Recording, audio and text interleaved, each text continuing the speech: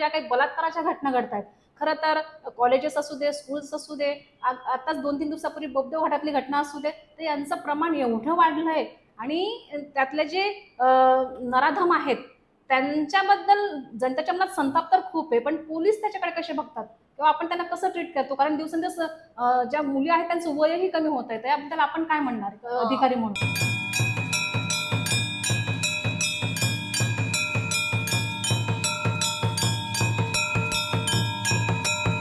सर्व मंगल मांगल्ये शिवे सर्वार्थ साधिके शरण्ये त्र्यंबके गौरी नारायणी नमस्तुते.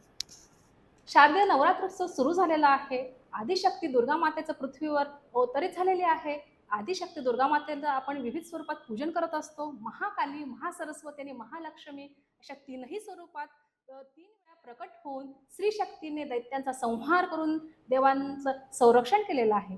अशा या आदिशक्तीला आपण पूजत असतो तिचं आणि स्त्री शक्तीमध्येच या आदिशक्तीचा अंश आहे, तिचं रूप मानत या नवरात्र निमित्त मी राजश्री माझ्या सन्मान नवदुर्गांच्या या कार्यक्रमात स्त्री शक्तीचा जागर करत विविध क्षेत्रातील नवदुर्गांना आपल्या भेटीस घेऊन येत आहे. सत्रक्षणाय खलनिग्रहाय ब्रीदवाक्य मांडणाऱ्या आणि जगणाऱ्या पोलीस दलातील एक वरिष्ठ पदावर विराजमान असणाऱ्या, कर्तव्यनिष्ठ, कर्तव्यदक्ष, कायदा आणि सुव्यवस्था राखणाऱ्या, विविध पदांवर उत्कृष्ट कामगिरी करणाऱ्या, अनेक सन्मानांच्या मानकरी ठरणाऱ्या लेखिका IPS अधिकारी आहेत. आजच्या वर्धेतील चौथ्या दुर्गा श्रीमती स्मार्तना पाटील, पोलीस उपायुक्त पुणे. नमस्कार मॅडम. नमस्कार. आपणास नवरात्रीच्या खूप खूप शुभेच्छा. आपण प्राध्यापक शांताराम पाटील यांच्या कन्या असून सातारा जिल्ह्यातील बनवाडी या छोट्याशा गावात आपले बालपण आणि शालेय शिक्षण पूर्ण झाले. BPharmacy government college of Karad Satara येथून, MPSC पुणे येथून. 1999 मध्ये नायक तहसीलदार झालात आपण चंद्रपूर येथे. 2005 ते 2010 प्रथम भोर, नंतर पालघर उपविभाग पोलीस अधिकारी म्हणून नियुक्त.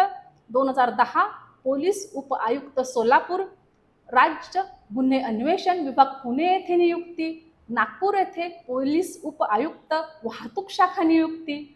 वायरलेस पुणे येथे पोलीस अधीक्षक म्हणून नियुक्ती. पोलीस उपायुक्त म्हणजे deputy commissioner of police DCP zone 2 Pune शहर निवृत्ती. आपणास मिळालेले पुरस्कार: पोलीस महासंचालक महाराष्ट्र राज्य मुंबई यांचे बोधचिन्ह पदक, युगांतर पुरस्कार, लोकमत सखी मंच शौर्य पुरस्कार, राणी चेन्नम्मा पुरस्कार असे एक आणि अनेक पुरस्कारांच्या मॅडम धन्य आहेत. मॅडम लेखिकाही आहेत. त्यांची प्रकाशित पुस्तके आहेत: वर्धेतील वारकरी, राजयोगी छत्रपती शिवाजी महाराज, प्रभुप्रेम, सर्वात्मका शिवसुंदरा. तर आता बोलूया प्रश्नांकडे. मॅडम, महाराष्ट्र पोलीस हे नेहमी कायदा आणि सुव्यवस्था राखण्याचे काम करत असतात आणि आपण तर पुण्याच्या पोलीस उपायुक्त आहात, तर या पदाची कार्यप्रणाली आपण कशा स्वरूपात स्पष्ट कराल? ॲक्च्युली उपायुक्ताचे इथं वेगवेगळ्या हे आहेत, पदं आहेत. जसं मी इथे परिमंडळ उपायुक्त म्हणून आहे, तर परिमंडळ उपायुक्त म्हणून काम करत असताना माझ्या परिमंडळामध्ये जी काही पोलीस स्टेशन्स येतात याच्यामधला कायदा व सुव्यवस्था, क्राईम या सगळ्या गोष्टींवरती लक्ष ठेवण्याचं काम आणि त्याच्यावरती नियंत्रण ठेवणं, ते गुन्हे झाले तर ते डिटेक्ट करणं, त्याच्यातले आरोपी पकडणं, या सगळ्या गोष्टी याच्यामध्ये इन्व्हॉल्व्ह होतात. म्हणजे ओव्हरऑल परिमंडळातले जे काही पोलिसिंग आहे ते सगळं उपायुक्तांना पाहावं लागतं. म्हणजे आपला तसं व्याप खूप मोठा आहे, विस्तार क्षेत्र खूपच मोठा आहे. बरोबर आहे. त्याच्यामध्ये कारण जवळपास 6 ते 7 पोलीस स्टेशन्स येतात एका झोनमध्ये आणि त्या प्रत्येक पोलीस स्टेशनला घडणारा प्रत्येक क्राईममध्ये लक्ष घालावं लागतं. छोट्या मोठ्या लॉ अँड ऑर्डरच्या गोष्टी पाहाव्या लागतात. त्याचबरोबर बरेचसे VIP दौरे असतात आणि माझ्या झोनमध्ये तर बऱ्यापैकी सरकारी कार्यालय, मोठे मोठे hospitals, even Pune railway station, स्वारगेटचं बस स्टँड, ह्या सगळ्या मोठ्या जे काही हे आहेत ऑर्गनायझेशन्सच्या ऑफिसेस आहेत हे माझ्या हद्दीत आहेत.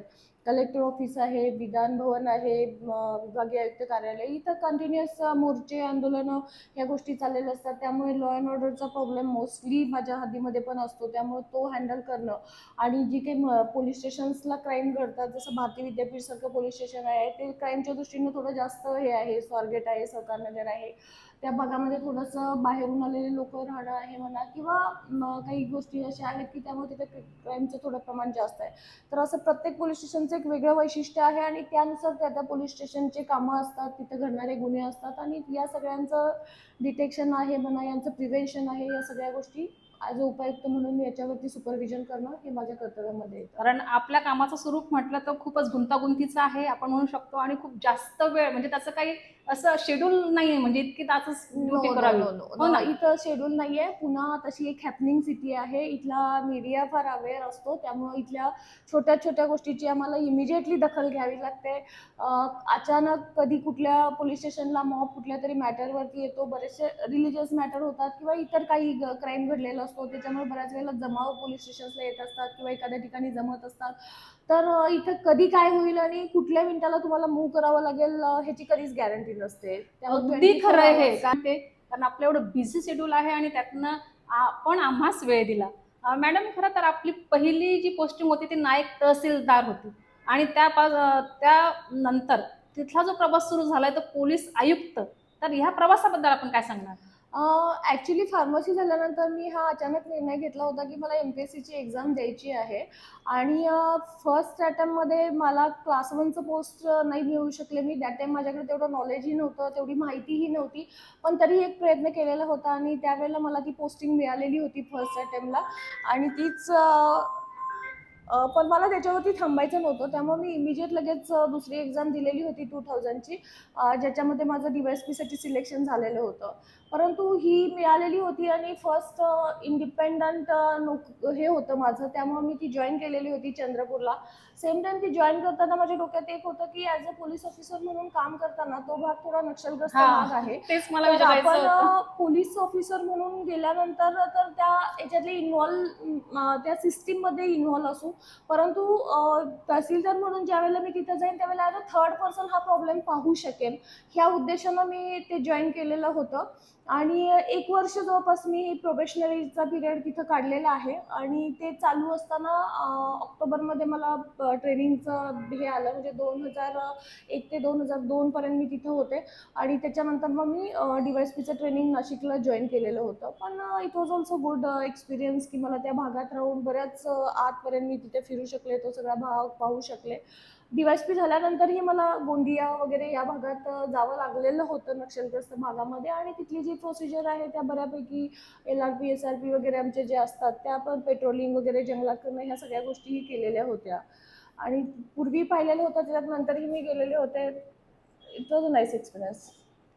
खूप छान. मॅडम, आपल्याला IPS व्हावं असं कधी वाटलं होतं का, की स्वप्न आपण पाहिलं आणि ते साकार कधी झालं मग? मला पर्टिक्युलरली IPS असं नाही म्हणता येणार, कारण मी खेड्यामध्ये वाढले. तिथं त्यावेळेला मला ज्यावेळेला पोलीस डिपार्टमेंटमध्ये यावं असं वाटत होतं लहानपणापासून, त्यावेळेला IPS वगैरे ह्या गोष्टी काही माहिती नव्हत्या. फक्त पोलीस एवढं पोलीस माहिती व्हायचंय. होतं आणि त्यामुळं माझं ते स्वप्न होतं. परंतु लहानपणी ज्या ह्या गोष्टी वाटल्या त्या परत कालांतरानं मीही विसरून गेलेले होते. पण असं म्हणतात की आपली जी एक इच्छाशक्ती असते, कुठेतरी परमेश्वरच ही आपल्या हृदयामध्ये एखादी ज्योत पेटवत असतो.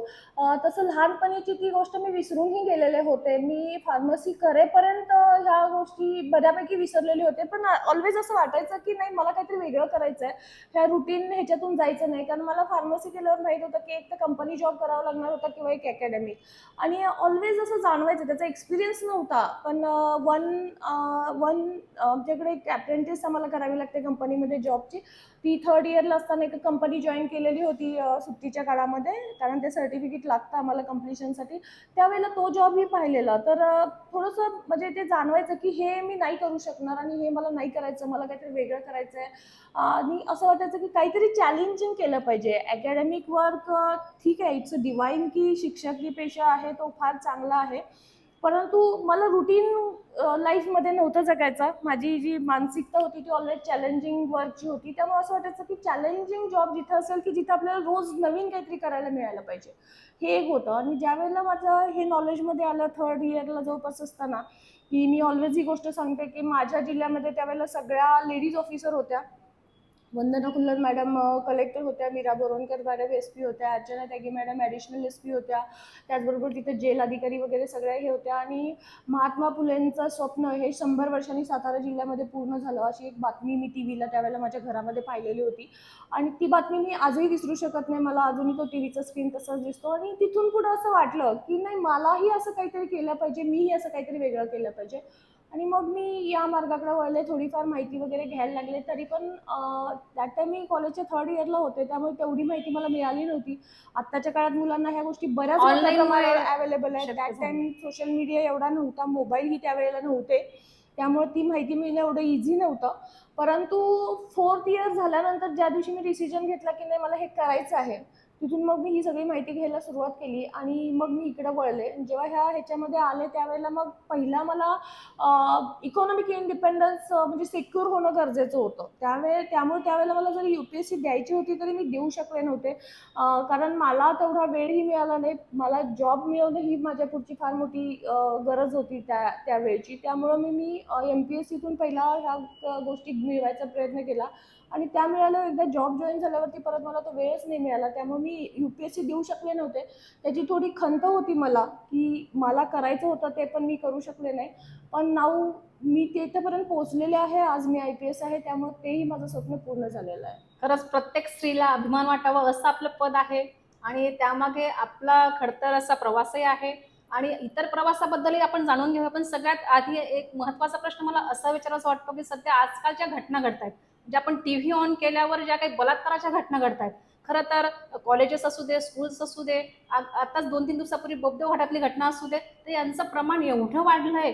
आणि त्यातले जे नराधम आहेत त्यांच्याबद्दल जनतेच्या मनात संताप तर खूप आहे, पण पोलीस त्याच्याकडे कसे बघतात किंवा आपण त्यांना कसं ट्रीट करतो? कारण दिवसेंदिवस ज्या मुली आहेत त्यांचं वयही कमी होत आहे. त्याबद्दल आपण काय म्हणणार अधिकारी म्हणून? ऍक्च्युली या घटनांचं म्हणजे पूर्वीच्या काळात बऱ्याच वेळेला लोक पुढेही येत नव्हते ह्या घटना हे करायला, पण आता ह्याचा अवेअरनेस खूप मोठ्या प्रमाणावर वाढलेला आहे. आणि पोलीस हे अतिशय संवेदनशीलपणे ह्या घटनांना घेत असतात.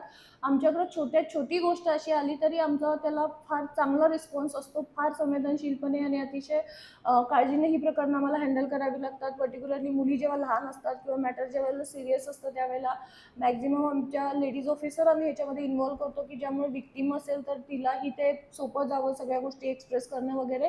आणि याच्यामध्ये ताबडतोब ॲक्शन असते. त्या बाबतीत आमचा पूर्ण फोर्स आम्ही अवेलेबल केलेला आहे, अगदी कॉन्स्टेबलरी लेवलपासून वरपर्यंत.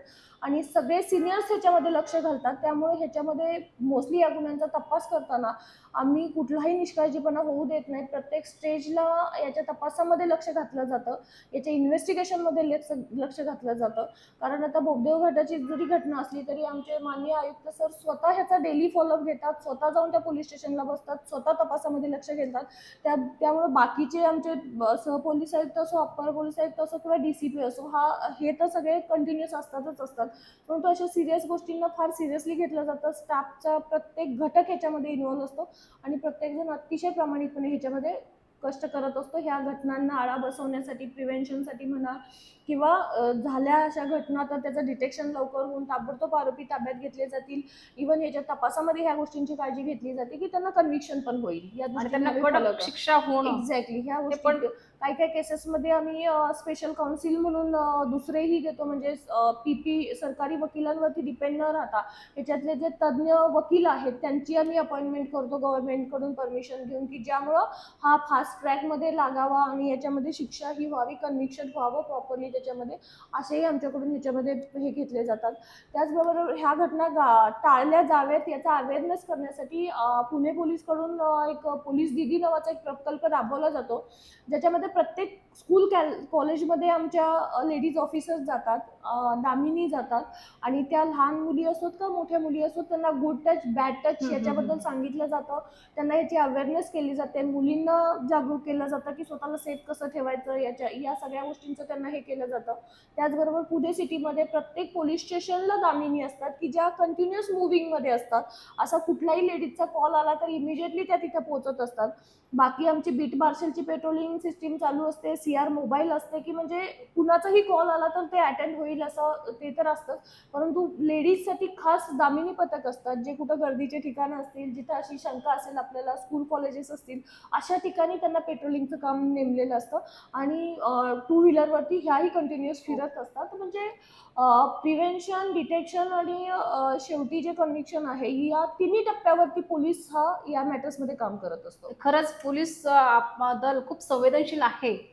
खरं तर हे दिवसेंदिवस गुन्हे कमी व्हायला पाहिजे, पण होतंय मात्र त्याच्या उलट. हेच आपलं दुर्दैव असं आपण म्हणू शकतो. पण मॅडम, समजा ह्या गोष्टीपर्यंत जाण्याच्या आधी समजा कोणी पाठलाग करते, कोणी काय करते, तर अशा वेळेस आपण म्हणजे फोन करून मुली ज्यांना असं वाटतं की आपण पालकांना नाही सांगू शकत, पण ते डायरेक्ट तुमच्याशी शेअर करू शकतात का? 100% करू शकतात. म्हणजे 112ला एक कॉल दिला तर आमचा बीट मार्शल इमिजिएट तिथं पोहोचत असतो.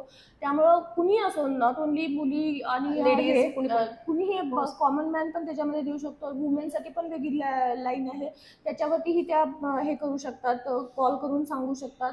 कंट्रोलचे आमचे मेसेजेस असतात. आम्ही WhatsApp नंबर डिक्लेअर केलेले आहेत सगळीकडे. प्रत्येक ह्याला त्या WhatsAppवरती कंट्रोलकडून डिरेक्टली त्या पोलीस स्टेशनचा काही मॅटर असेल तर तो त्या WhatsAppवरती टाकला जातो. त्या ग्रुपवरती आम्ही सगळे सिनियर ऑफिसर्स असतो, की ज्यामुळे कंप्लेंट काय आली आणि त्याच्यावरती पोलीस स्टेशननं काय केलं, किती लवकर रिप्लाय दिला, ह्या सगळ्या गोष्टी कंटिन्युअस आम्ही त्याचा म्हणजे सोशल मीडियाची जेवढी माध्यमं आहेत, फोन्स असू द्यात, व्हॉट्सअप असू द्यात, इन्स्टा असू द्यात, ट्विटर असू द्यात, ह्याच्यावरती कुठेही कंप्लेंट आली कुठल्याही प्रकारे तरी ती आम्ही करू शकतो. आणि मुलींच्या बाबतीत तर आम्ही त्यांचं नाव कुणाला कळणार नाही कधीही याची पुरेपूर हे घेत असतो.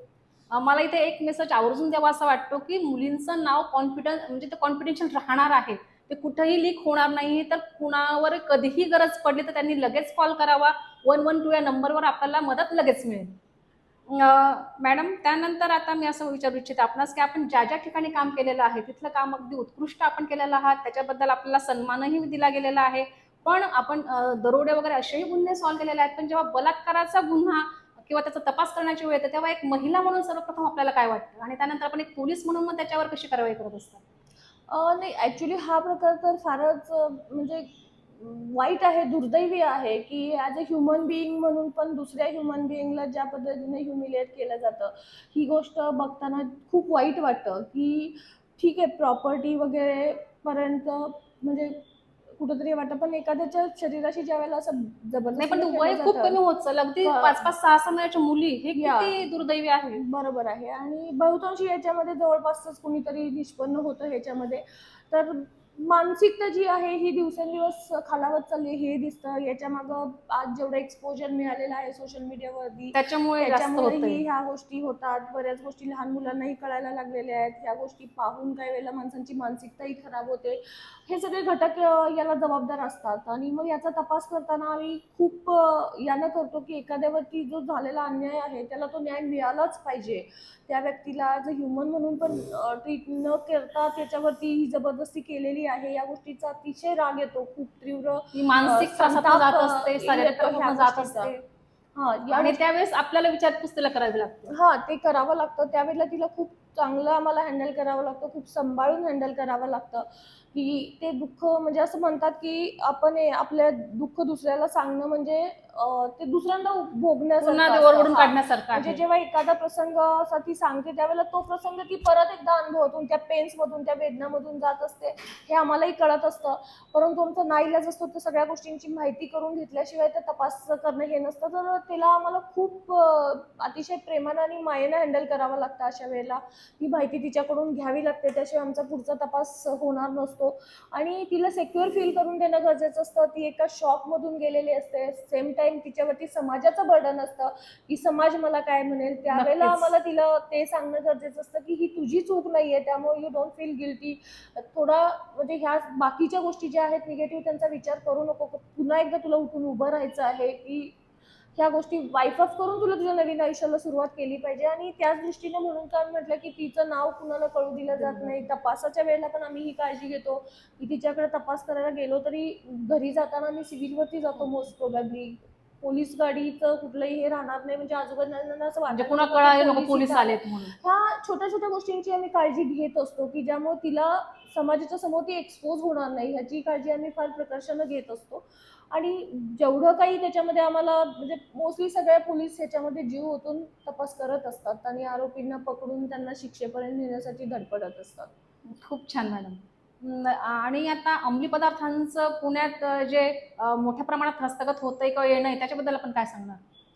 हां, या गोष्टी आहेत. याच्यामध्ये मोठ्या प्रमाणावर ऑलरेडी आमच्या क्राईम ब्रँचनं काम केलेलं आहे. मोठ्या प्रमाणावर साठा मिळालेला आहे, मिळवलेला आहे. Not only Pune, outside Pune पण आमच्या क्राईम ब्रँचने ह्याच्यावरती काम करून बऱ्याच प्रमाणावरती नियंत्रण आणण्याचा प्रयत्न केलेला आहे. याच्यातले बरेच आरोपीही उचलले गेलेले आहेत मोठे-मोठे, की ज्या ह्याला जबाबदार होते ते.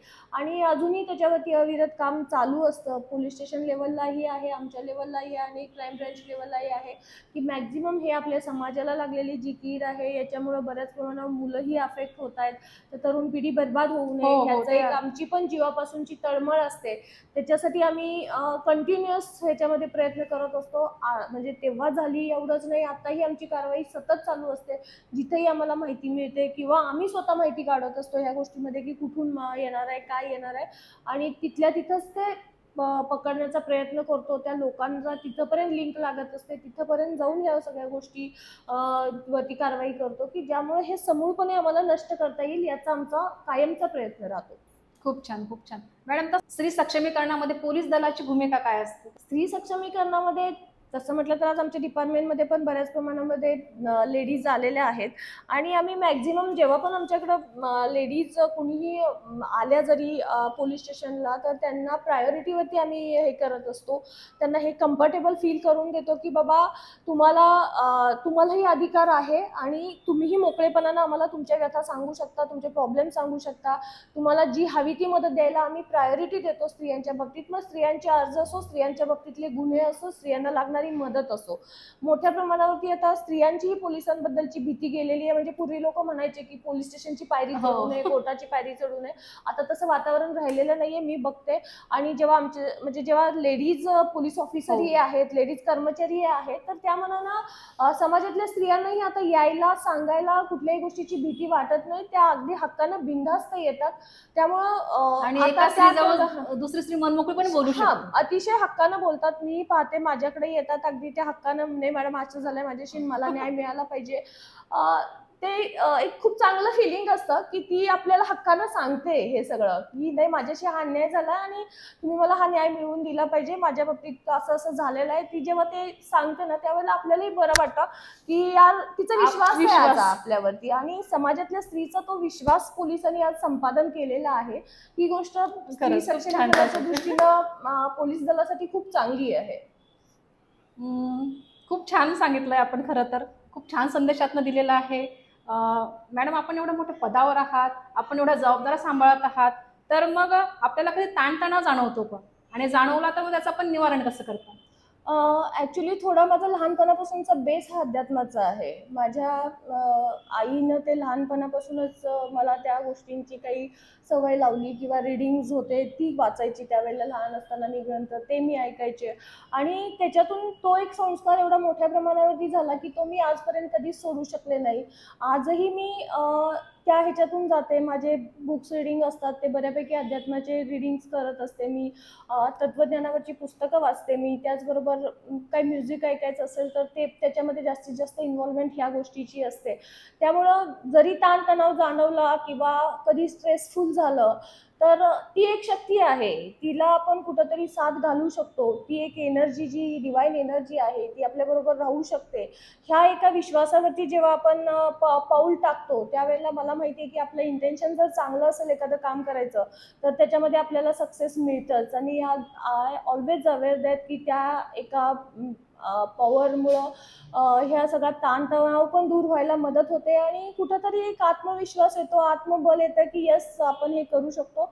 आणि मी पाहिलेलं आहे की हा माझा विश्वास कधीच फेल गेला नाही. पूर्वीपासून जेव्हा जेव्हा मी या गोष्टींमध्ये गेले, बरेचसे मॉब हँडल केले, बरेचसे सिरियस क्राईम आहेत की ज्याच्यामध्ये आम्ही कंटिन्युअस प्रेशरमध्ये येतो आणि म्हणजे रात्रंदिवस आम्हाला त्याच्यावरती काम करावं लागतं. पण फायनली रिझल्ट चांगले मिळतात त्याच्यातून. तर एक तर आपला उद्देश कुठल्याही कामाबद्दलचा चांगला असेल तर त्याच्यामध्ये ते आपल्या पाठीशी असतेच. ह्या सगळ्या गोष्टी आहेत आणि बाकी आपली फॅमिली आहे, थोडेफार काही छंद असतात. मला फोटोग्राफीसारखा छंद आहे, मला नेचरमध्ये फिरायचं आहे. मला जर खूपच जास्त झालं तर मी सरळ गाडी काढते आणि कुठंतरी अशा ठिकाणी जाते की जिथं फक्त आणि फक्त नॅचरल हे असेल. त्या वातावरणात गेलं म्हणजे माणसं नसली तरी चालतील, पण एक मस्तपैकी हिरवळ छानसं असं पाहायला मिळालं की मन खूप फ्रेश जातं, छान ऊर्जा मिळते आणि परत येऊन आपल्या कामाला लागू शकतो. त्यावेळेला मेंटल स्ट्रेस पूर्ण रिलॅक्स होऊन जातो. आणि आपण एक लेखिकाही आहात.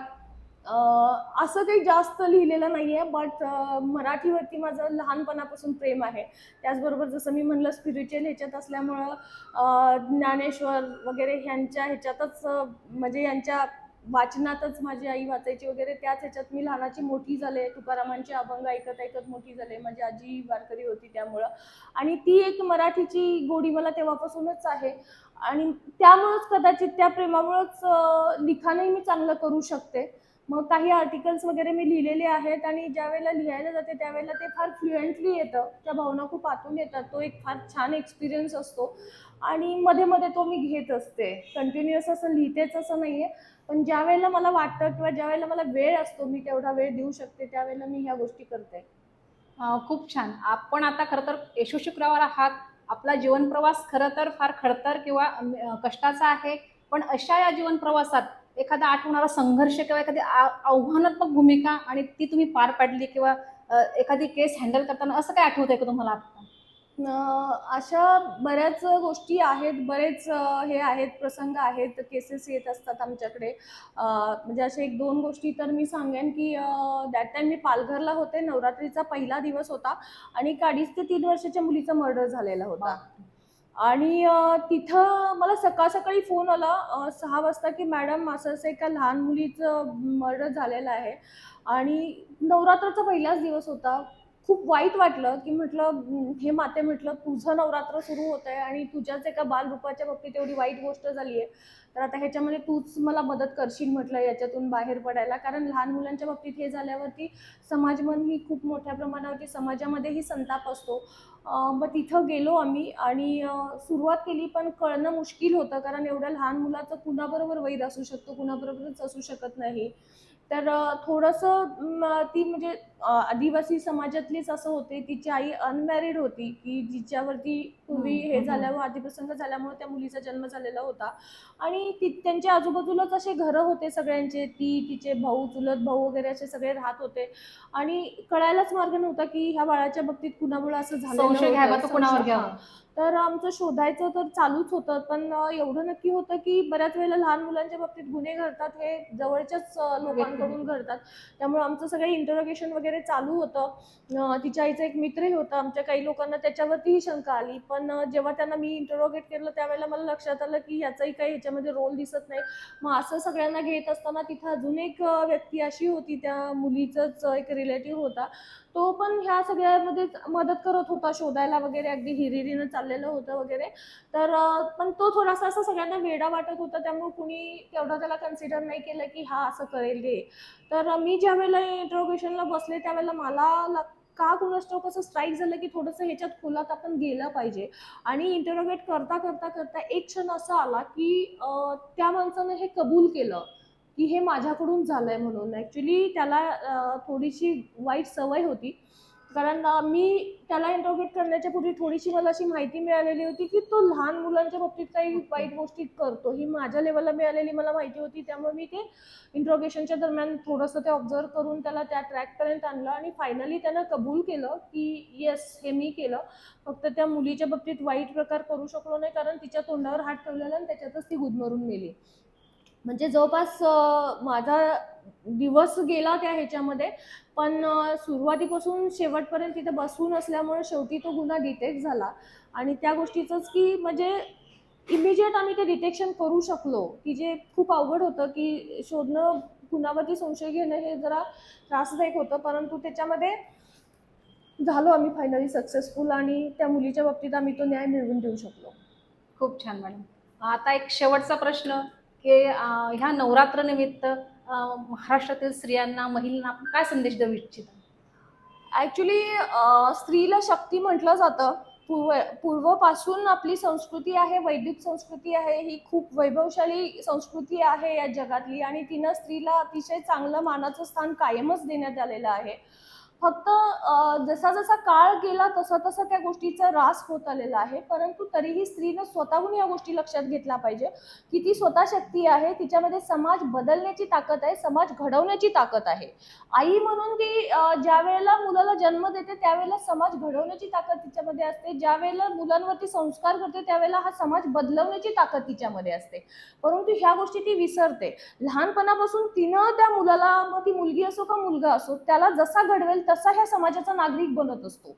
त्यामुळं मी परत परत म्हणेन की स्त्रीनं स्वतःमधली ही ताकद ओळखली पाहिजे की माझ्यामध्ये एवढी मोठी ताकद आहे की त्याच्यावरती संस्कार करून एक चांगला नागरिक ह्या समाजाला देणं, एक चांगली व्यक्ती ह्या समाजाला देणं की ज्यामुळे हा समाज सुरक्षित राहील. ही जर तिने जबाबदारी पार पाडली तर मला वाटत नाही की परत तिला स्वतःचं ते स्थान मिळवायला वेगळा संघर्ष करावा लागेल.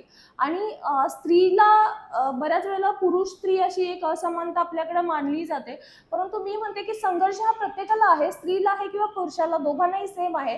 ज्यावेळेला मी MPSC होऊन DYSP होते त्यावेळेला माझा बॅचमेट ही सेम संघर्षातूनच तिथे येत असतो, तोही तीच एक्झाम देत असतो, मीही तीच एक्झाम देत असते. आज डिपार्टमेंटमध्ये काम करायचं झालं तरी आम्हाला तेवढंच प्रूव्ह करावं लागतं जेवढं पुरुषांना प्रूव्ह करावं लागतं. त्यामुळं प्रत्येकाचा आपला एक संघर्ष ठरलेला आहे, मग ती स्त्री असो का पुरुष असो.